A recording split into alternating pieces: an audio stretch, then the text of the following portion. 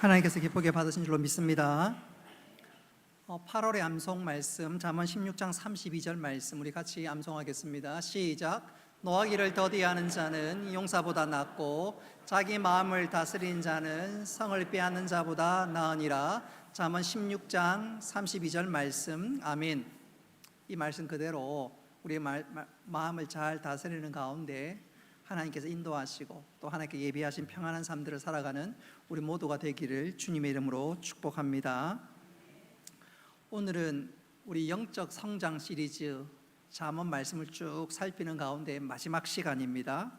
우리의 걸음을 인도하시는 하나님, 그 하나님 믿고 따르라 라는 제목으로 말씀을 전하도록 하겠습니다. 서울 양화진에 가면 한국 선교 100주년 기념 교회가 있습니다. 이 교회를 담임했던 지금은 은퇴하신 목사님이 계시는데 이재철 목사님이십니다. 이분에게는 아들 둘이가 있는데 그 중에 하나가 유명한 가수 이름이 뭐지요? 이승윤입니다. 지금은 이재철 목사님이라기보다 이승윤의 아빠라고 불리기도 하지요. 이재철 은퇴 목사님께서 지금 다 25년 전입니다. 1997년 8월 여름 가족과 함께 괌 여행을 떠나기로 했습니다. 마침 조카가 대한항공에 근무하기 때문에 여행은 늘 대한항공 카를 이용했습니다. 그런데 예약하려고 보니까 만석이 되어서 대한항공을 이용하지 못하고 아시아나로 예약을 했습니다. 그리고 얼마 후 조카가 그 사실을 알고 연락이 와서 칼 예약해도 된다고 예약하시라고. 그러니까 목사님께서 이미 아시아나로 예약했으니까 괜찮다고 이번에는 그냥 아시아나로 가겠다고. 그리고 여행 당일날 공항에 왔는데 대한항공이 아시아나 항공보다 20분 일찍 괌으로 출발을 하니까 대한항공을 타는 승객들이 아시아나 타는 승객을 보고 알 듯 모를 듯 약간 미소를 띄우면서 희낙낙하며 비행기를 탑니다. 본인도 비행기를 타고 이제 괌을 가는데 이게 웬일인지요? 분명히 도착해야 될 시간인데 비행기가 하늘에서 1시간 이상 빙글빙글 돕니다. 왜 이러지? 그리고 1시간 늦게 새벽 3시에 비행기가 공항에 도착을 했습니다. 그리고 짐을 찾아서 공항에 나오는데 대한항공을 기다리던 그 사람들이 왜 이렇게 대한항공 비행기가 안 나오냐고 야단입니다. 별 생각 없이 목사님은 호텔에 갔고 새벽 4시에 겨우 잠이 들었는데 갑자기 호텔 안에 있는 전화기에서 요란하게 벨소리가 울립니다. 왜 이럴까 싶어서 전화를 받았는데 자기 교회 집사님이 갑자기 큰 음성으로 목사님 살아계시지요? 그러는 거예요. 살아계시. 목사님 안 죽었지요? 목사님이 어리둥절합니다.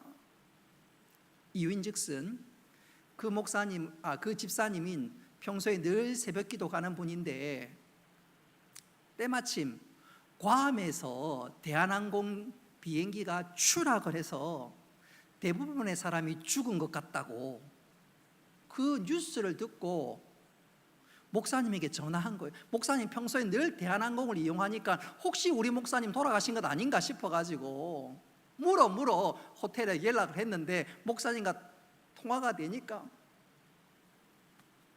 집사님도 막 가슴이 벌렁벌렁 하는데 감사하기도 하고 너무너무 좋기도 하고 또 반대로 목사님 입장에서는 생각지도 못한 전화를 받고 어리둥절했습니다. 전화 끊고 난 다음에 목사님 정신이 멍했습니다. 탑승 시간이 빨라서 희낙낙했던 그 대한항공 승객들이 다 죽었다는 사실에 아니 얼마 전까지만 해도 희낙낙했던 그 승객들이 다 죽었다는 사실에 멍하고 그 사실이 도무지 믿어지지 않았습니다. 무엇보다도 자기가 얼마 전에 내가 칼을 탈까, 대한항공을 탈까, 아시안을 탈까 고민했던 그 고민이 실상은 자신의 생명이 왔다 갔다 하는 바로 그 순간이었다고 생각하니까 정신이 아찔했습니다. 정신이 아찔했습니다. 그리고 드디어 그 순간 마음을 가다듬고 하나님 앞에 기도를 올렸습니다. 나를 지켜주시고 나를 인도하신 하나님 감사합니다. 동시에 내가 언제 하나님의 부르심을 받을지 모르겠다는 그 사실 앞에서 내가 정말로 하나님 앞에서 부끄러움 없도록 설 수 있어야 되겠다, 진지한 기도를 올려드렸다고 합니다. 그 목사님의 고백 그대로 우리가 하나님의 인도함을 받고 사는 것 너무너무 중요한 줄로 믿으시기를 바랍니다. 우리 잠언 16장 9절 말씀 우리 같이 한번 읽어보겠습니다. 시작. 마음으로 자기의 길을 계획할지라도 그의 걸음을 인도하시는 이는 여호와시니라. 아멘. 굳이 이지철 목사님의 간증이 아니라도 하나님께서 우리의 삶을 인도하는 것 얼마나 중요하고 필요한지 모릅니다. 자, 그렇다면 우리 모두가 어떻게 하면 하나님의 인도함을 받을 수 있을까요? 우리는 어떻게 하면 하나님의 인도하심을 따라 감사를 올려드리고 또 그 자리에 서서 여호와 이레의 하나님을 찬양할 수 있을까요? 오늘 이 시간 저는 세 가지 영역에서 여러 분야로 나누어서 하나님의 인도하시는 방법, 어떻게 하면 하나님의 인도하심을 누릴 수 있을까, 그것을 말씀드리고자 합니다. 첫째는 선악의 문제입니다. 선악의 문제의 영역이라 그 말입니다. 우리는 살아가면서 선악의 문제를 만나거나 선악의 문제에 부딪힐 때가 종종 있습니다. 그럴 때는 하나님의 인도하심을 따라 사는 것 별로 어렵지 않습니다. 선과 악 분명하니까, 또 하나님 뜻이 무엇인지, 또 하나님의 기대가 어떤 것이 제대로 아니까 선악의 문제에 있어서는 하나님 길을 따라가는 것 어렵지 않습니다. 그 순간에는 하나님의 말씀을 붙잡는 것, 하나님의 말씀을 따라가는 것, 그것이 중요합니다. 우리 7절 말씀 우리 같이 한번 읽어보도록 하겠습니다. 시작. 스스로 지혜롭게 여기지 말지어다 여호와를 경외하며 악을 떠날지어다. 아멘. 여러분 7절 말씀이 무슨 뜻이지요? 선악의 문제에 부딪힐 때 자기의 지혜를 의지하지 말고 하나님의 말씀을 붙잡고 하나님의 말씀에 순종하며 나가라, 바로 그것입니다. 말씀이 어떤 길이 바른 길인지 분명히 보여주는데 그 말씀을 무시하고 자기 길을 결정하는 잔꾀를 부려서는 안 된다는 말입니다.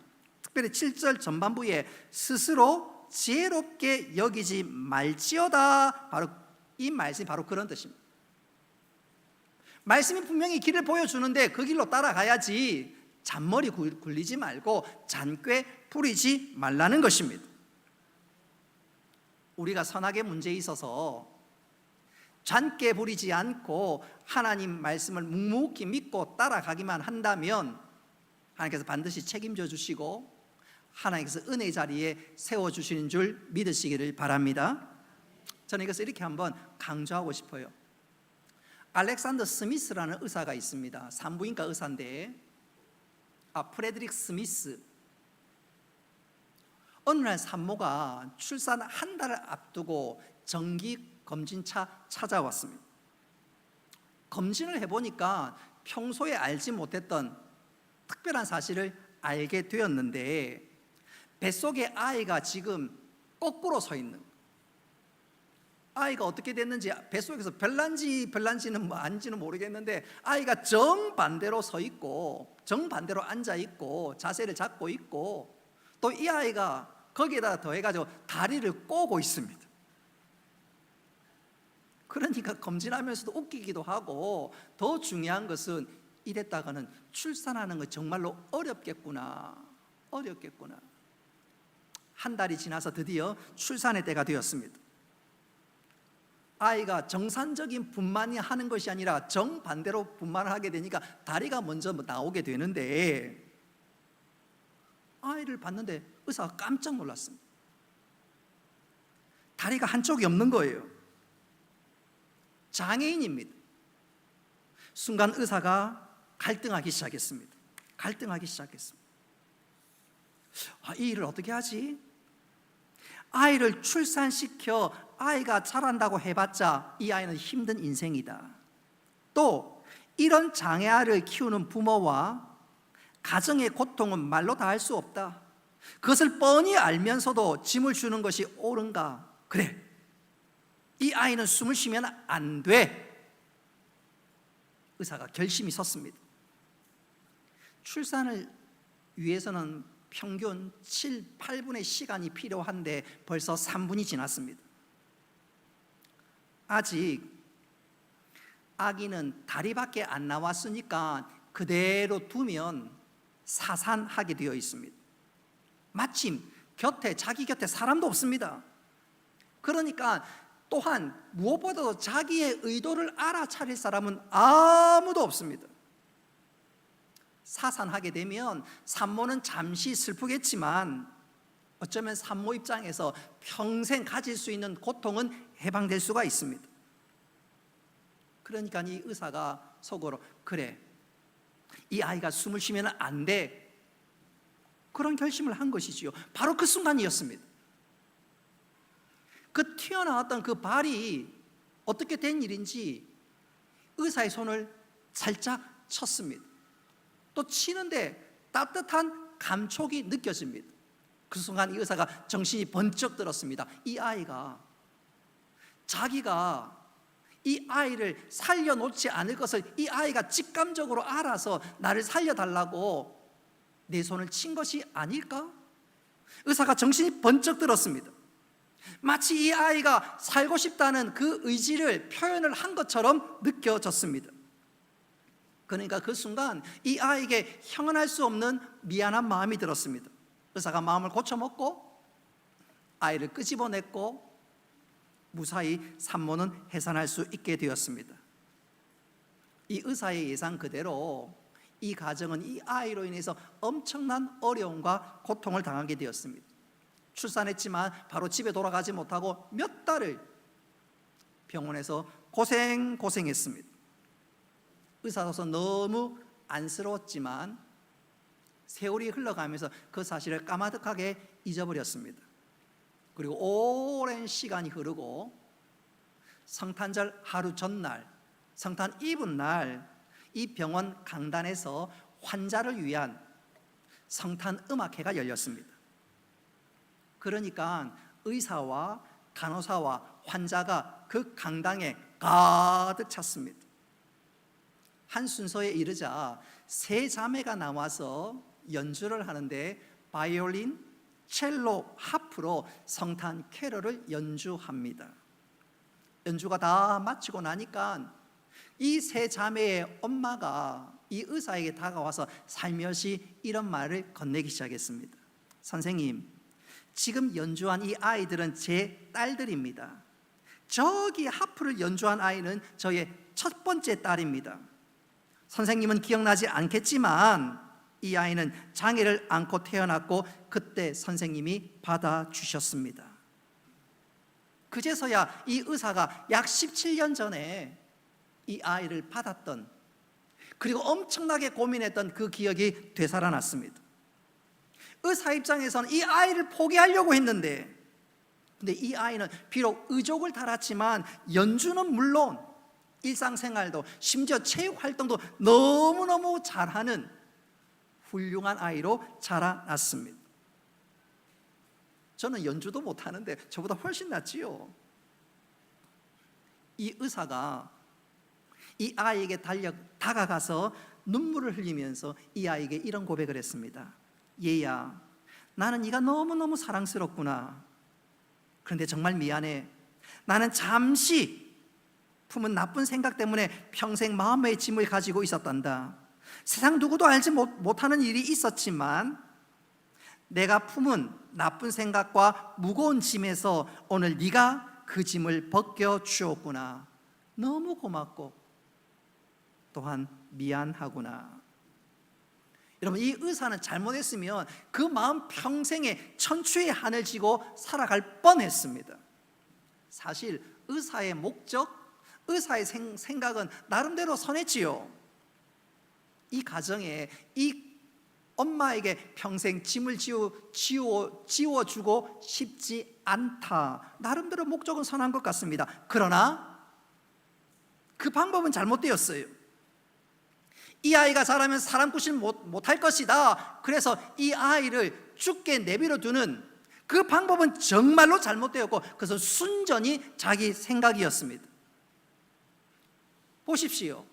하나님께서 행하신 방법을 보십시오. 우리가 어떤 어려움을 갖고 있더라도 하나님은 당신의 방법과 당신의 계획과 당신의 뜻을 가지고 있는 줄 믿으시기를 바랍니다. 하나님 우리에게도 동일하게 똑같이 역사. 여러분, 선과 악의 문제에 놓여 있을 때 이거는 아닌데, 이건 너무너무 손해되는 것 같은데, 그렇다 할지라도 믿음의 주요 온전케 하신 주님 바라보면서 믿음대로 말씀대로 나갈 때 하나님께서 우리 모든 삶들을 책임져 주는 줄 믿으시기를 바랍니다. 그렇게 우리가 하나님의 말씀 붙잡고 나아갈 때 하나님의 인도하심과 여호와 이레의 은혜를 경험하게 될진데, 우리 모두 하나님의 말씀을 힘써 쫓아가는 믿음의 사람 되시기를 주님의 이름으로 축복합니다. 두 번째로 하나님의 인도함을 받는 영역. 첫 번째는 선악의 문제라면, 두 번째는 한번 따라합시다. 판단의 문제. 내가 어떻게 판단해야 할까? 내가 어떤 길로 가야 할까? 그 판단의 문제에 있어서 우리는 어떻게 하면 하나님의 인도하심을 받을 수 있을까요? 사실 생각해 보면 우리는 살아가면서 판단해야 될 문제들이 많이 만나게 됩니다. 학생들만 하더라도 어느 대학으로 가야 할런지, A 대학으로 가야 할런지 B 대학으로 가야 할런지 고민하는 경우들이 있습니다. 청년들은 이 직장을 가야 될까, 저 직장을 가야 될까? 경우에 따라서 또 우리 청년들은 A와 결혼해야 할런지 B와 결혼해야 할런지, 누구와 결혼해야 할런지 내 삶에 있어서 순간순간 판단과 결정을 해야 될 일들이 많이 있지요. 여러분, 그럴 때 우리는 어떻게 하면 하나님께서 예비하시고 또 하나님께서 인도하시는 그 길로 나아갈 수 있을까요? 정말로 중요한 문제가 아닐 수 없는데, 그럴 때 하나님은 세 가지의 방편으로 우리의 모든 삶들을 인도하십니다. 그 세 가지 방편이 뭘까요? 제가 설교 시간에 여러 번 말씀드렸는데 크게 세 가지입니다. 첫째는 하나님의 말씀입니다. 하나님은 성경을 통해서 당신의 뜻을 보여주시고 당신의 뜻대로 우리를 인도하십니다. 그러니까 말씀에 나와 있으면 그 말씀대로 살아가는 것이 중요하지요. 두 번째는 하나님께서 성령의 음성을 통해서 당신의 뜻을 깨닫게 해주십니다. 기도하거나 설교 듣는 가운데 우리에게 마음에 감동이 일어납니다. 성령께서 우리들에게 말씀하시고 깨닫게 해주시고 조명해 주시는 것이지요. 그리고 세 번째로 하나님께서는 경건한 사람을 통해서 또 경건한 사람의 조언을 통해서 당신의 말씀을, 당신의 뜻을 보여주십니다. 내가 이것을 어떻게 해야 할는지 고민할 때 목사님을 통해서, 혹은 장로님을 통해서, 혹은 권사님을 통해서, 혹은 믿음의 신실한 사람을 통해서 그 방법은 이것이 좋을 것 같아, 소위 조언을 듣게 됩니다. 우리가 어떤 일들을 결정할 때 이 세 가지, 하나님의 말씀, 두 번째 성령의 감동, 세 번째 경건한 믿음의 사람의 조언을 통해서, 인생의 경험과 조언을 통해서 이 세 가지를 잘 종합해서 따라갈 때, 결정할 때 하나님께서 우리 달려갈 모든 길들을 인도해 주십니다. 할렐루야. 중요한 것은 이 세 가지는 한번 따라합시다. 상호 보완적입니다. 이 세 가지는 상호 보완적입니다. 그래서 이 세 가지 중에 한 가지만 강조하는 것이 아니라 이 세 가지가 일치될 때, 상호 보완적으로 일치될 때 이건 하나님의 뜻이구나 순종하며 나가는 것이 중요합니다. 저는 이것을 이렇게 한번 말씀드리고 싶어요. 20세기 최고의 설교자라고 꼽히는 목사님이 영국의 마틴 로이드 존즈 목사님이십니다. 이 목사님에게 어느 날 농부가 찾아와서 상담을 하는데 그 말인즉슨 농부가 목사님에게 목사님, 아무래도 제가 목사가 되어야 되겠습니다. 그 말을 하는 거예요. 목사님, 제가 목사가 되는 것이 하나님의 뜻인 것 같습니다. 그러는 거예요. 목사님께서 그 농부의 얘기를 듣고, 아니 집사님, 왜 갑자기 농부를 그만두고 목사가 되겠다는 것이지요? 그랬더니 이 농부가 하는 말이, 예 목사님, 제가 꿈을 꿨는데 꿈에 P와 C가 선명하게 나타났습니다. P와 C는 Preach Christ, 영어로 얘기하면 예수 그리스도를 설교하라, 주님을 전하라. 그러니까 제가 목사 되어야 되는 것 아니겠습니까? 그런 얘기하는 거예요. 근데 그러자 이 로이드 존스 목사님께서는 그 농부에게, 집사님, 그게 아니고요, P와 C는 예수 그리스도를 전하는 것이 아니라 프로콘, 옥수수를 재배하라는 뜻입니다. 그 P와 C는 프리치 처치가 아니라 프로콘, 옥수수를 재배하라는 뜻입니다. 그래서 목사님 말렸어요. 여러분, 목사님께서 그 왜 농부가 목사 되겠다는 것을 말렸을까요? 거기에는 이유가 있습니다. 여러분, 성경을 쭉 읽어보면 디모데 전후서와 디도서를 목회 서신이라 그러는데, 거기에 보면 목사가 될 자격에 대해서 쭉 소개를 합니다. 성경을 간단하게 요약해 보면 목사가 되려면 설교의 은사가 있어야 합니다. 하나님의 말씀을 잘 가르치고 쉽게 설명할 수 있는 은사가 있어야 합니다. 그런데 그거 없이 가르치면 본인도 힘들고 듣는 사람은 괴롭고 그렇지요. 뿐만 아니라 목사가 되려면 영혼을 사랑하는 마음도 있어야 합니다. 인품도 갖춰져 있어야 되고, 또 목사는 가정을 잘 다스리는 결혼한 사람이 되어야 합니다. 그런데 이 농부는 그런 것이 없어요. 자기는 목사가 되겠다고 하는데, 목사님 보니까 목사의 조건으로서 설교하려면 연구도 해야 되고 공부도 해야 되고 엉덩이가 무거워야 되는데 그런 게 전혀 없어요. 무엇보다도 이 농부는요, 꿈에 본 것을 절대시하면서 성경에 나와 있는 목사의 조건에 대해서는 전혀 생각지 않습니다. 쉽게 말해서 하나님의 말씀을 무시하고 있다, 그 말입니다. 꿈만 절대시하고 있는 것. 성경을 가르칠 사람이 성경을 절대시하고 성경을 소중하게 생각하는 것이 아니라 꿈을 절대시하니까 무슨 목사로서의 자격이 있는 것인가요? 그러니까 목사님 입장에서 이건 아니지. 그래서 PC 뭐라고요? 옥수수를 재배하라. 아니, 그분이 목사가 되었으면 본인도 힘들고요, 교인들은 죽을 노릇입니다. 여러분, 이처럼 하나님의 뜻을 잘 찾는 방법은, 한번 따라합시다. 하나님의 말씀과 성령의 감동과 경건한 믿음의 사람의 조언, 이 세 가지가 필요합니다. 그래서 여러분, 어떤 일들을 결정할 때 담임 목사님을 찾아가서 의논하는 게 참 필요합니다. 목사님, 제가 이렇게 하려는데 목사님 좀 기도해 주십시오. 어떤 것이 좋을까요? 어떤 것이 좋을까요? 제 모교의 목사님은 중고등학생이 혹은 대학생이 목사가 되겠다면 무조건 말립니다. 아, 너는 안 된다.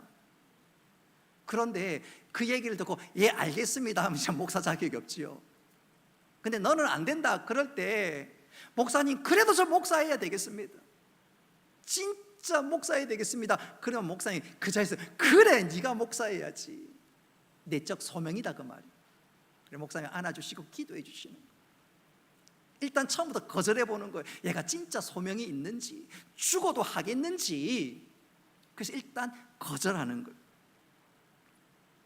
중요한 것은, 오늘 이 농부를 통해서 우리가 깨닫는 중요한 것은, 우리가 뭐 한 가지를 절대시해서 이게 하나님의 뜻이다 하고 나가면 안 됩니다.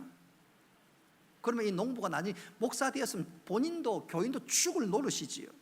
축을 노리시죠.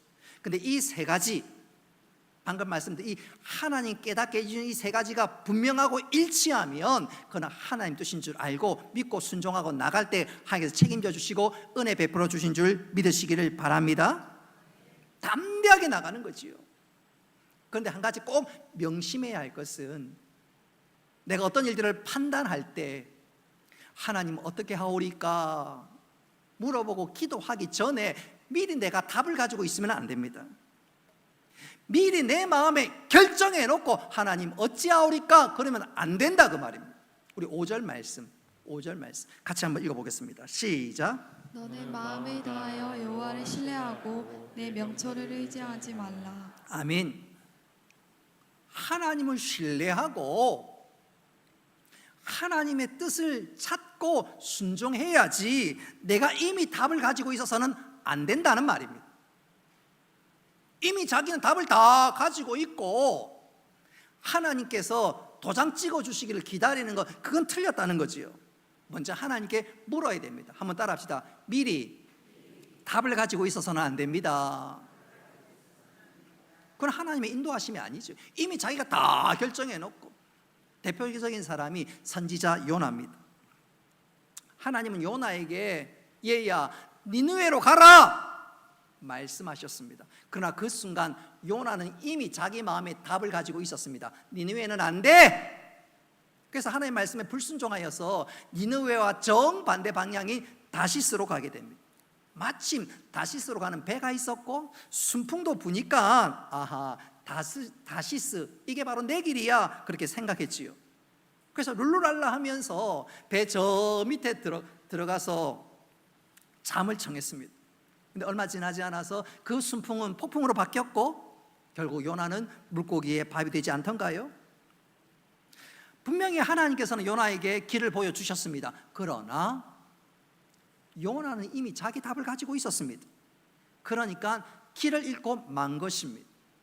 길을 잃고 만 것입니다. 여러분 신앙생활 잘 하던 분이 어느 날 길을 잃는 경우들이 종종 있습니다. 이유는 뭘까? 내가 이미 답을 가지고 있고 내가 고집하니까 하나님의 인도하심과 예비하심을 누리지 못하는 것입니다. 이 시간 내가 길을 잃고 있다면 내가 이미 답을 가지고 있는 것 아닌가 한번 돌아볼 수 있어야 되겠습니다.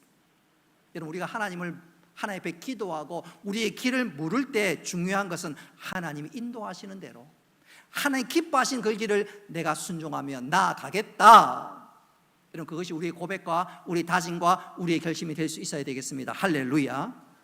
그럴 때 하나님께서 우리를 인도하실 뿐만 아니라 예비하신 그 자리에서 감사와 찬송을 올려드릴 수 있을진데 우리 모두 그렇게 될 수 있기를 주님의 이름으로 축복합니다.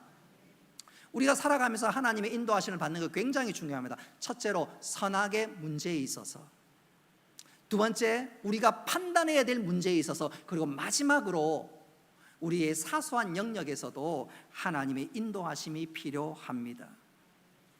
우린 살아가면서 하루 종일 엄청나게 많은 선택의 갈림길에 서게 됩니다. 예컨대 아침에 출근할 때 버스를 탈런지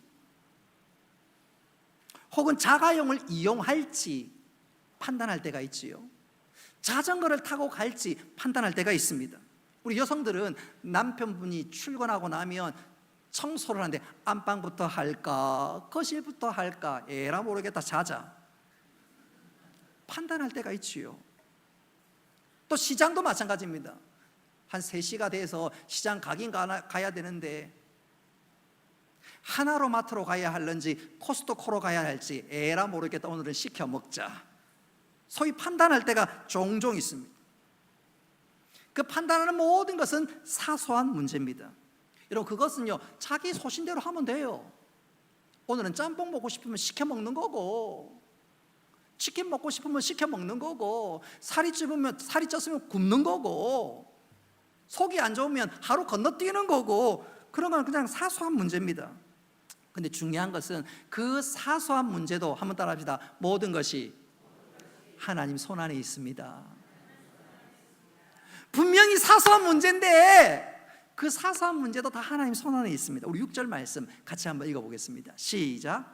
너는 범사의 그를 인정하라. 그리하면 네 길을 지도하시리라. 아멘. 이 범사는 중요한 일뿐만 아니라 아주 사소한 문제도 하나님께서 우리를 인도하신다는 것입니다. 여러분, 하나님께서 우리의 사소한 문제 얼마나 세밀하게 살펴보시는지 시편 139편 2절과 3절은 이렇게 말씀합니다. 우리 같이 한번 스크린을 보면서 천천히 한번 읽어봅시다. 시작. 주께서 내가 앉고 일어섬을 아시고 멀리서도 나의 생각을 밝히 아시오며 나의 모든 길과 내가 눕는 것을 살펴보셨으므로 나의 모든 행위를 익히 아시오니. 아멘. 오늘 보십시오. 하나님, 내가 눕고 일어서는 것, 그 사소한 것도 아십니다. 나의 모든 길과 내 모든 생각을 알고, 한번 따라합시다, 인도하십니다. 여러분, 우리 하나님은 큰 일만 우리를 인도하시는 것이 아니라 작고 사소한 일도 알고 우리를 어떻게 하신다고요? 인도하십니다. 그러니까 우리는 어떤 일들을 만나도 불안해하거나 두려워할 이유가 없습니다. 하나님 이것조차도 아실까? 예, 아십니다. 아실 뿐만 아니라 우리의 모든 것을 알고 인도하십니다. 할렐루야. 로마서 8장 28절 말씀 같이 한번 읽어보겠습니다. 시작. 우리가 알거니와 하나님을 사랑하는 자 곧 그의 뜻대로 부르심을 입은 자들에게는 모든 것이 합력하여 선을 이루느니라. 아멘. 하나님, 우리 달려갈 모든 길을 아시고, 더 중요한 것은 모든 것이 합력하여 선을 이루십니다. 제가 강조하건대 협력이 아닙니다. 합력하여. 한번 따라합시다.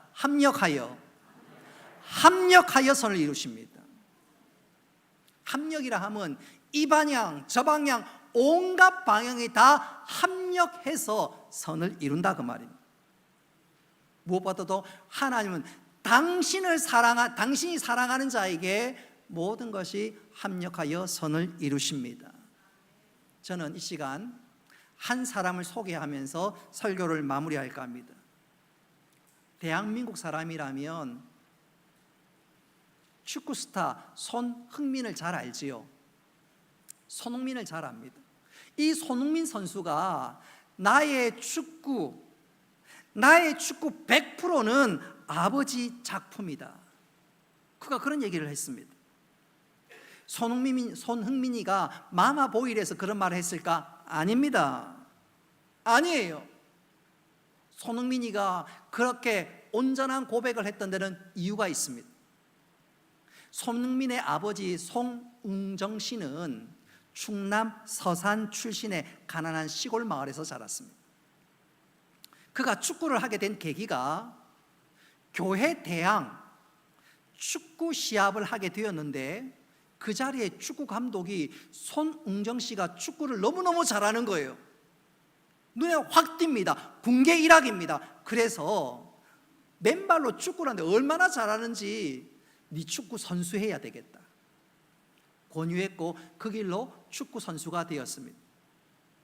저 개인적인 얘기인데, 우리 집 큰아들 지원이도 초등학교 6학년 때 축구 감독이 저한테 전화가 왔어요. 아들 축구 시키라고. 그래서 제가요, 안 된다 그랬거든요. 안 된다. 제 나름대로 이유가 있었습니다. 그때 코치가 아버지 다시 한번 생각해 보세요. 얘 진짜 잘합니다. 그럼 제가 축구 선수 시켰을 거예요. 근데 이 감독이 아들 축구 시키라고, 제가 안 된다 그러니까 예 알겠습니다 하고 전화 끊더라고. 지금도 축구는 잘하긴 잘해요. 제 의도는 진짜 소질이 있는지 없는지 일부러 거절을 통해서 물어봤는데 감독은 냉정하게 끊더라고. 그래서 아니다. 어쨌든 이 손웅정 씨가 그 길로 축구 선수가 되었습니다. 고등학교 때는 청소년 국가대표가 되었고요. 이후에 명지대학교를 진학했는데, 그가 명지대학에 있는 동안 각종 우승, 각종 상을요 다 휩쓸었습니다. 팀을요 대학 최정상에 올려놨습니다. 그런데 뜻밖의 부상을 입었습니다. 28살에 결국 선수의 길을 접고 말았습니다. 가난한 청년이 축구를 그만두게 되니까 먹고 살 길이 막막해졌습니다. 일은 해야 됐고 기술은 없고 그래서 그때부터 막노동을 하기 시작했습니다. 그러니까 고생했지요. 이 일 저 일 안 해본 것이 없을 만큼 고생했습니다. 여러분 한번 생각해 보십시오. 장래가 촉망받던 유망한 축구 선수가 막노동을 하는 그야말로 인생의 낭떠러지로 떨어졌을 때 그때 절망감, 그 상실감 얼마나 컸겠습니까? 그런 믿음의 사람이니까 아마 하나님께 이렇게 부르짖었겠지. 하나님, 왜 저에게 이런 부상을 주십니까? 왜 하나님 저의 길을 막으십니까? 왜 축구의 길을 막으십니까? 하나님 왜 이렇게 사람을 비참하게 만드십니까? 아마 수없이 원망하고 또 원망했겠지요. 그러나 어느 날 이 아버지가 아들 흥민이가 축구에 소질이 있다는 사실을 알게 되었습니다. 보통 소질이 아니라 특별한 소질이 있다는 것을 알게 되었습니다. 그래서 이 아들을 키우는데 자신의 모든 것을 쏟아부었습니다.